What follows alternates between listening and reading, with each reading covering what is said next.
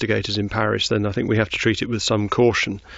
We have seen these types of report before. We've heard banging on the door in a possibly similar situation reported before relatively recently with a crash in Mozambique in 2013, where one pilot was locked out and then the other pilot descended the aeroplane and banging was heard on the door and things like that. So you can certainly detect these noises with the area microphone on the cockpit voice recorder. The key code system is designed for relatively easy access to and from, and indeed the pilot should be able to access the flight deck, but we have other cases where pilots have been locked out of the cockpit and the key code system hasn't worked and things like that. So let's keep everything open at the moment, but certainly the access to the flight deck in this particular aircraft will be looked at as part of the investigation.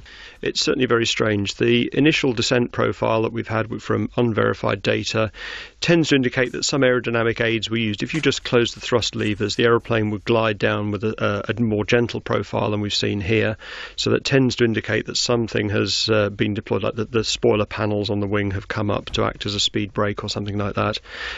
Certainly this profile is similar to others that I've worked on in terms of intentional descent by the aircraft, by the flight crew. It's a very unusual failure we would have to have in the computers to be able to get this rate of descent for this period of time and no communication from the crew.